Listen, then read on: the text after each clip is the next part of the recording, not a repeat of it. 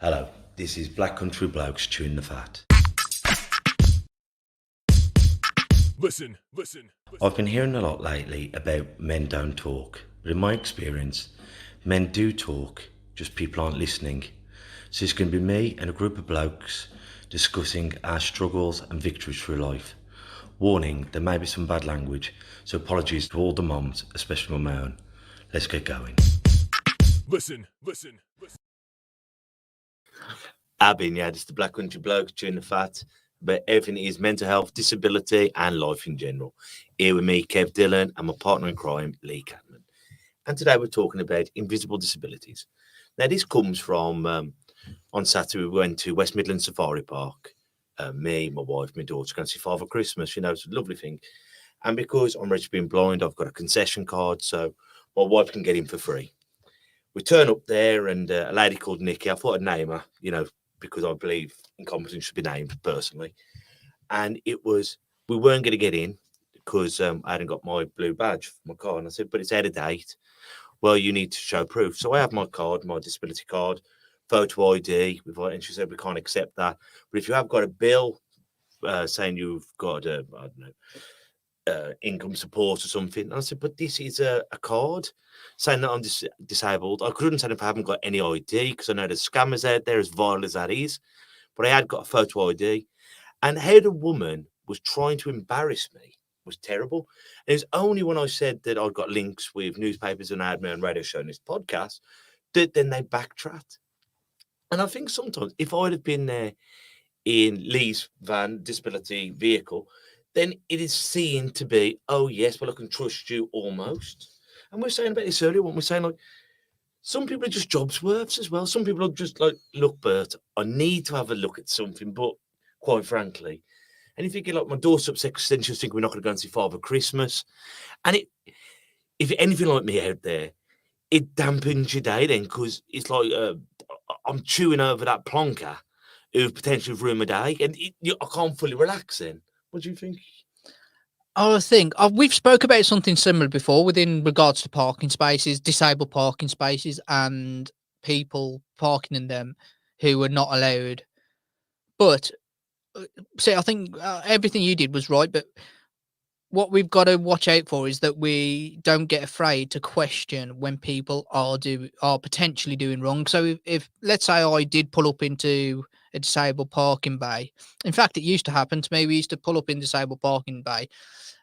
We'd have our badge displayed, but we used to have an old Fiesta, and my daughter was still in a pushchair at the time, but we were allowed to park in that space. But we'd get out and someone would challenge us on it, and I think actually you're quite right to challenge at that point, just because that if we don't look disabled, then we shouldn't be parking in that space. But I think once you've been challenged, and you can go, actually, I have proof, which is what you did. You showed your card and said, look, this is my card. I can't remember what card you said it was now, but it shows that you're registered as being blind And a photo ID. and a photo ID. Then I think that's absolutely fine. That ends the conversation, doesn't it? But like I say, I think we do need to actually challenge those situations. I think challenge is probably the wrong word, but I think you need to inquire.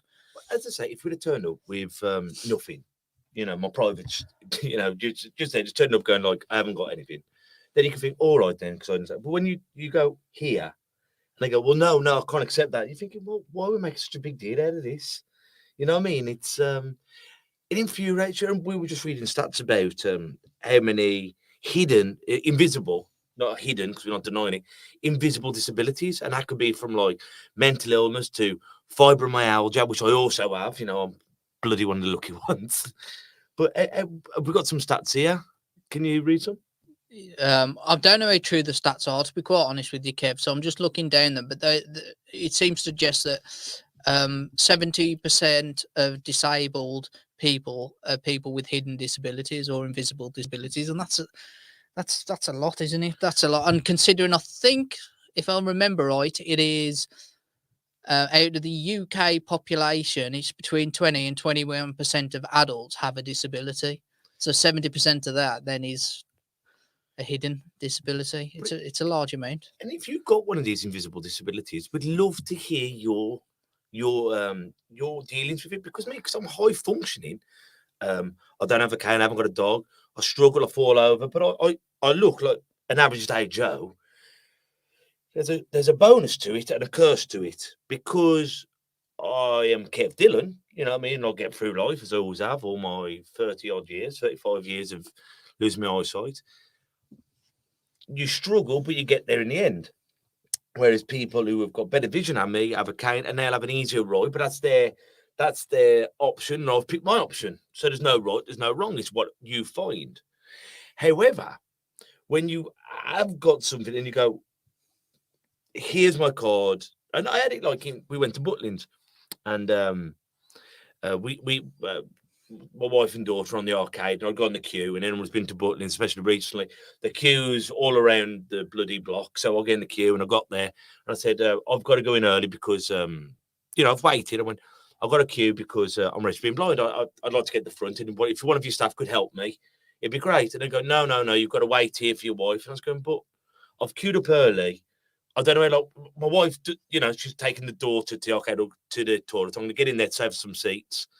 And head of staff made me feel, go, no, you can't. We haven't got time. And you're thinking, where is the kindness? Where's the kindness to just think, hang on, you've queued up. It's not like you're going to see bloody, I don't know, Led Zeppelin or bloody, you're there to see a pantomime at Butlins. You've paid for it. You've already paid for it. So it's not like you're trying to scam anything. Can you just get me there, please? Why? My carer, my wife, my whoever is busy, and it's a massive effort. And when did being kind become such a massive effort? I think that's what we've got to change. When you've really got to concentrate and really struggle to do something kind and nice, should you be doing it? No. But do you think you kind of make a rod for your own back in terms of that you don't have a cane and you don't have that? So people perceive that you don't need that help. But even if you believe that I don't need it, if someone come to me and says, excuse me, could you help me? And that could be someone who looks like Anthony Joshua or someone who looks like Danny DeVito, I'd go, of course I will. Because it is in my nature to be kind. I wouldn't be thinking, well, yeah, how come you need my help? Justify. I just go, of course I would. If I can help someone, I would help someone, just because it's called being a nice person. Yeah, you're exactly right. Kevin. It's like I was saying earlier. It's funny how.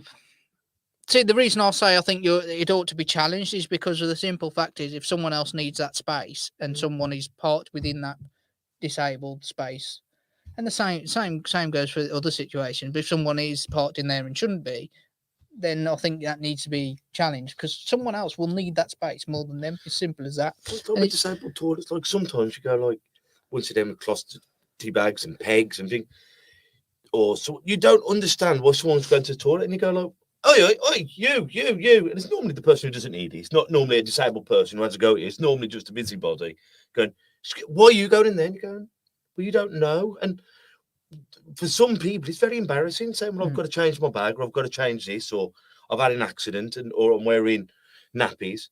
And you think, well, if it was someone like you rushing your car in, or my granddad Bernard who had Parkinson's disease, I could kind of get an understanding. But 9 times out of 10, it's people just being a dickhead.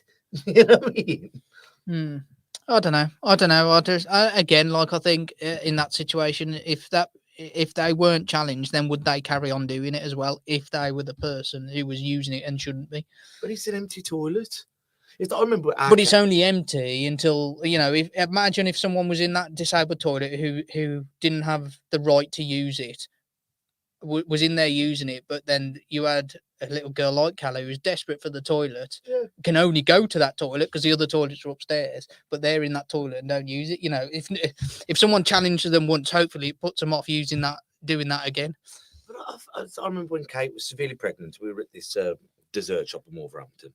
Can't remember what it was, and she was massive, ready to pop, and the other toilets were downstairs, and she went to disabled toilets, and a woman comes over going, well, you don't look disabled to me. And I was thinking, but she's quite obviously very pregnant. Yeah. And you think, well, why are you being horrible when it doesn't infect you. And it's quite obvious she's not disabled, but she's ready to pop and get up and down the stairs, and she might have had an accident. And you think it's just a bit of kindness. But we're talking about this with Andy Mulaney. His episode will be released very soon, if not this weekend. He This was on weekend, yeah. on our radio show. Brilliant bloke. I know, really. He's actually written a message, which I'll get to in a bit. How you doing, brother? And we were on about kindness, and we were on about a little story. You know, my mom, most kind person I've ever met in my life. She brings me to the club every day because I can't drive. And we were driving up here, and this woman had broke down in a car. And she's got out of her car, and she's over the opposite side of the road, and she's sobbing. And there's a massive line of cars, and all beeping. Oh, you stupid Todd, get over there. And my naturally instinct, I went, Mom, pull over. I jumped out the car. I started pushing it. So I went, come on, Bab. And I started pushing it. And then the guy who was beeping, the car behind her, it occurred to him that he could get out and help me. And we pushed the car, got it out the way, and the traffic moved. But sometimes people are that wrapped up in their own bullshit, their own beep, hurry up. Thinking, I've got another option. If I help the person, my life will move faster and smoother. And that's just a little example. It took me getting out, blind bugger running across the road to help this woman, to make someone else realise helping is an option. You weren't steering the car, was you? I was trying to make nick sure that. But yeah, it is. It's just about kindness, isn't it? But how do you, if you, because you're entitled to use a disabled toilet. Would it bother you if someone did stop you and say, should you? Well, it happens to me all the time. I remember we'd gone. But does it bother you? Well, no, not really, because it's me. Not much. What did bother me once? I used to travel. I used to go. Oh God, we've got him on one here. My brother used to live in Thailand, so I used to go and see him on my own. So I'd get assistants, get me on the plane, and I'd fly from wherever, England to Holland or Singapore or Abu Dhabi, and I'd get to Bangkok, and I'd have to get transferred to Phuket. Ever I went there, sir, can I help you? I smoked at the time. Sir, can I take you out for a cigarette? Can I get you a drink? How can I help you? Can I get your bag? The only problem I had with assistants was when I got back in the UK, and they were rude. And because I had an invisible disability, they go, "You're not blind." I went, "I am. I've got a doctor's note." That's how I've got assistants. Go, "Oh no, you're just playing up. You just wanted to pump. You just wanted to cut the queues." That never happened in any other country apart from the UK because I did not look disabled. And who are they to make the right? Their job is to help. You know what I mean? Do you need the toilet? I will take you. I will wait for you. If you want a bevy, and it wasn't until we come into Great Britain, the greatest country in the world, in my opinion, that we start having a problem because kindness isn't common anymore. Even in their jobs, where their job is to provide that service. Let's get on to Andy's question. So, Andy asks, how you doing, Andy? Yes. What did the management do when they backtracked, and how have they tried to make it right? I presume it means the safari park. And actually, I'll just put this one up again. Sorry, another one up. And he also says, isn't the incident at the safari park a breach of Disability and Discrimination Act as such reportable? Well, believe me, I'm complaining. But like the first young girl, I'm gonna have to get my manager. Then the manager, so you know what the safari park's like, West Midlands Safari Park. So the cars are backing up, and Jasmine's getting more upset, my daughter. So then they had to get the manager, and the manager was little Hitler because she got a bit of power, and by God, she was going to use it, trying to embarrass someone in front of the family. But because we held our nerve, and I said, I will name you Nikki and the West Midlands Safari Park. This is how it happens. You have to grit your teeth, and you're thinking, why have I had to go to these measures to get heard? Especially when I've got proof. It wasn't I've just written on a beer mat. I've got something that you carry around. You have your concession cards. Anyone with a disability will have a concession card. So I've got that one, and I had this one provided from Dudley Council years ago. I can't remember the name of it. And that all started because when we used to go to America when I was a kid, and we would go to SeaWorld, and my parents would say, my son's registered blind, so can you get closer? And they'd say, you haven't got a blind card. So when we come back to the UK, I asked my eye specialist, and we got one to stop embarrassment in situations. Because I understand and how wrong these people are, that they do blag the system. But when you've got a genuine person there with proof, it just embarrasses you and it ruins what should be a lovely day. Go and see Father Christmas with, you know, the two people you love more than anyone in the world. Should be a great day. But, you know, it gets you wound up all day, and you can imagine me. But I mean, when you look at as I say already at the stats earlier, which I've already forgot about, you know, you look at the amount of people with invisible disabilities just in the UK, and how many of them are treated in the same manner, and something does need to change there, doesn't it? And I'll never, you know, I think in the sense of the first thing, there needs to be a conversation going, well, actually, I can't see that you're disabled. Can you prove it? But as soon as you've gone over that step of proving it, there shouldn't be any more argument. That should stop it dead. Yeah. But I do think you need to actually kind of prove it, because, as I say, if someone is out there who's using these facilities who shouldn't be, and then they're blocking access to people who do need it, it's an issue. You know, it's a big issue, and they might not see, well, I'm only popping in that toilet quicker, you know, a minute, 2 minutes, but that person waiting outside who can only use that toilet, who maybe is incontinent as well, can't quite hold the bladder like me and you can, then it causes a big issue, doesn't it? Once again, it's being kind. Yeah. And I keep saying this word, being kind. And I was watching this program the other day. I think it's KRS-One, one of my favorite rappers, and he was saying, what language can be understood all around the world? What language can be understood from human beings to dogs, cats, animals as kindness? Kindness. A dog understands when you're being kind and you give it a stroke, or a cat, or a monkey, or a Frenchman, or a when you're kind and you smile and you show goodwill, love, kindness, same word but different, it's universal. And it's almost become a cliche, throw around kind of, oh, be kind, you know. You know when someone is genuinely kind and good. And it's something that, and you say to me sometimes, like if there's a person in crutches and he's struggling to get the door open, he drops his keys, will he be offended if I go over and help him? And I think, no. I think I would rather him tell me to go and piss off. You know what I mean? Or I see someone who's got poorly legs, I'll say, have my seat, Bob. Yeah. Or, you know, they drop some. If I can help them, I will. And if they tell me to piss off, never mind, I've tried. Yeah. And I think that's what we've got to get back to. Yeah, definitely. But you can also understand the reason that people don't help, can't you? Because of that would be a barrier. But yeah, I'm definitely on the same page as you. But my attitude towards that changed once I had my daughter. You know, you realise these things more then, and you do realise, well, I don't really care whether you do tell me to piss off. In the great scheme of my life, it's not going to make a difference. Yeah. And if you do need my help, at least then I've offered it. So yeah.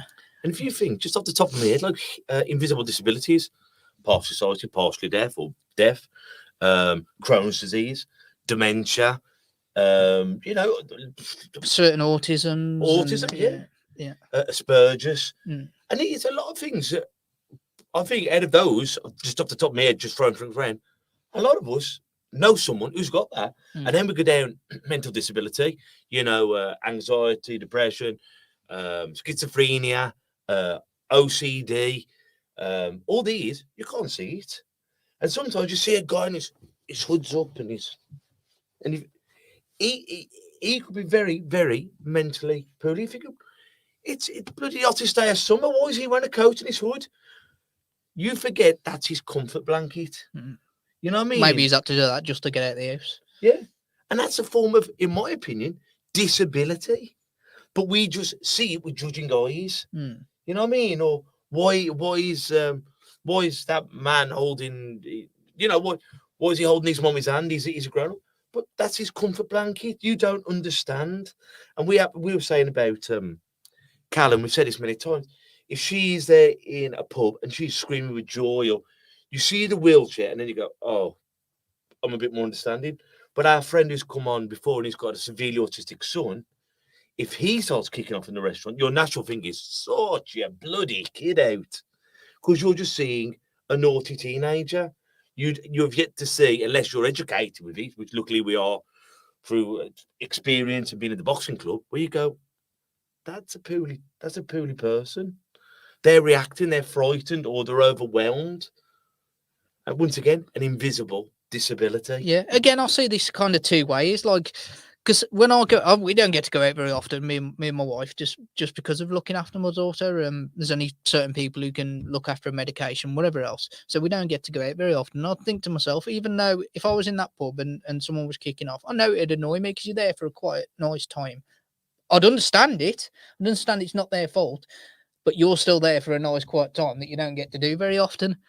You know what I mean? And I'm probably saying quite callous with that, but ultimately, it's. But didn't we discuss once saying like the Weatherspoons of the world, or these people, if they did like I don't know, just off the top of my head, pinch this idea because we don't want. There was me. Yeah, no, but I'm saying Yeah. you Again, saying, you pinch my. Don't worry about it, No, Kev. but I'm As saying- usual. Take a pinch idea. Not saying you said it, All and right. it's like if they said like in a Weatherspoons or whatever said on a Tuesday at 3, whatever the quiet day, and going this 2 hours is disabled friendly. Yeah. Mainstream people, physically able people can go in at the same time, but have it known. Yeah. It might be a bit noisy. It might be a bit messy. It might be, and have it so they know at that time it is a safe zone. Well, they already do this. Certain supermarkets, don't they? They'll have an hour autism friendly. I think they actually call it, or not necessarily disability friendly, where they'll do things like dim lights and just make it a better, a more pleasurable experience for people with autism.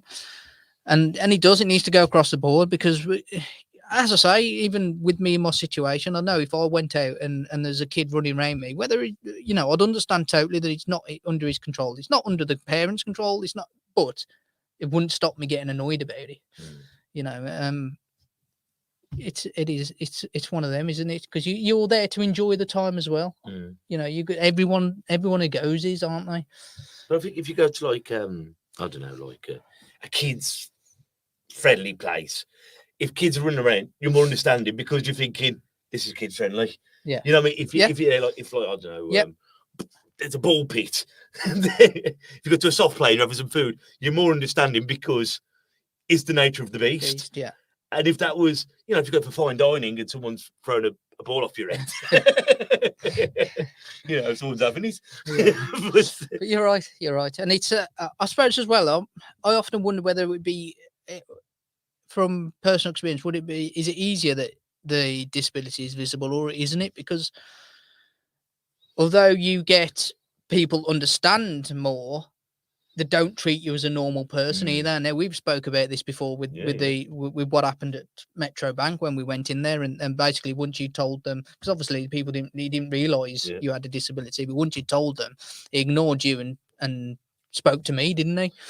And it kind of works both ways, doesn't it? Because actually before that point he saw you as a bloke, exactly the same. But as soon as you'd mentioned that, it was that way, and you just think, well, that's the reason why I've chose the path I have. Because I know, like, even through education, I could have made my life so much easier by having a talking watch and having a CTV to make the thing. But then I had to have a laptop. I'm a touch typist by trade. But I had as little help as physically possible because I wanted to be me. I wanted to. But I made a. You didn't want people to see the disability, and that's what I'm saying about Calla. That's the first thing to see about her.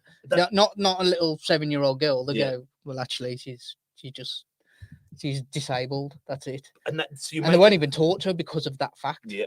And how many people do? And it's not like with me, it's for me. And you saw that guy. It goes from like, so what are you doing to? Hang on, I don't know how to deal with this. And it's a bit of ignorance. It's a bit of uncomfort. It's a bit of me thinking, well, it shouldn't be like that. But the only way that we will beat that is with like the Blind Daves of the world. And God bless him. He's coming on our podcast next week, and he's just had his OBE. It's coming on the radio, Kev.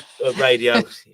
But what a dude. But he goes into schools and he's educating people about his blind dog and his journey, certain things you won't be able to do, but not many things you won't be able to do. And if you want to do it, you can achieve it. And a remarkable bloke. But the only way we'll get to that level is by telling stories. So it's not unusual to get to the nitty gritty, to understand different cultures, disabilities, lived experience. And you'll learn more from a lived experience than you will from a book. Mm. You know what I mean? Yeah. So we've had Karen Haynes messaging. How you doing, Karen? Really good. So museums and theatres quite often have quiet afternoon as well. So anyone out there we go. So they cater for the quiet. They need to do loud ones as well, Karen. Yeah, I know you're in with them museums. Make sure they're doing loud ones as well, where you can make as much noises as you want. But it's great that that people are now recognising that, and it is starting to come through. It's kind of like the changing places that we talk about ever so often now. That people are recognising there's a need there for them, and it's been brought in and helping disabled people's lives. Well, Adam Davis, the councillor of Brolly Hill, is really pushing for this because all the stuff that's going through with the metro, through Brolly Hill, and by having a small conversation with him, however long ago, he's fighting tooth and nail to get more of them about. And he has sent me a list, and we're going to, once we find out more about it, we will be announcing them. Because if you're in that situation, you're the carer for someone, or you have it's great to know if I go somewhere, I can go to the toilets. And that, what a bloody thing that is, where you have to consciously think, if I go here, I might mess myself or my child, or I might hurt my back. So if we can find out these places, guaranteed, where they've got harnesses and all this, we'll put it out there. And hopefully that gives that place, those businesses, more custom. Yeah, well, I think it will do. I think it will do. You know, knowing that you can go to the toilet when you're out shopping is, to me, quite a basic thing that you want to know, isn't it? Isn't it? Yeah. Just something so simple that you take it for granted. Yeah. And I think, but more we have these open and frank conversations. And once again, anything from here, if you ever want to keep the conversation going, drop us an inbox, and it'll be something for us to talk about. I mean, we've got this. I think it's going to be our last podcast of this year. We're going to do 2 more tomorrow's radio with Lauren, who is youth bereavement. She lost her father, unfortunately, and she's been on a campaign since to raise awareness of bereavement within the youth. She does a lot of work at Dudley College about it. It's going to be a great conversation, and she'll tell us more about it tomorrow. And then we've got Blind Dave next Thursday. Then we're going to wind down for Christmas. And as we said, like, you know, considering last year, and it ain't got to be about the material. It ain't got to be about buying and spending. All I want is my family. 12 months on, we forgot all about that, haven't we? Is what can I buy? How much can I spend? And quite frankly, all I want this Christmas is my family. Get together, get nice and warm. Lots of cuddles with my daughter and my wife, if she lets me. And just, you know, being merry. And then we're going to start it all off. If you do want to buy someone a lovely, lovely, thoughtful Christmas present, again, go to our website where you can buy them a lovely hoodie, hat, t-shirts, masks. Now we have to wear masks. Get one of ours. Yeah, and that money goes back into supporting people within the Black Country Blokes. It's a CIC, so everything goes back into the community, not into our pockets. Yeah, wish you did. And we're doing our last support group of the year next Wednesday at the Lions ABC, 7 till 9. And it's going to be our last one over Christmas. Hopefully, we don't go into another lockdown, but what will be, will be. You know, I just want everyone to, as we say, check up on each other. You know what I mean? It's like we have these mental health days, mental health weeks, and all this. We haven't just got to check up on each other on a mental health day. We haven't got to just check up on each other on Christmas. Let's keep our eyes on people.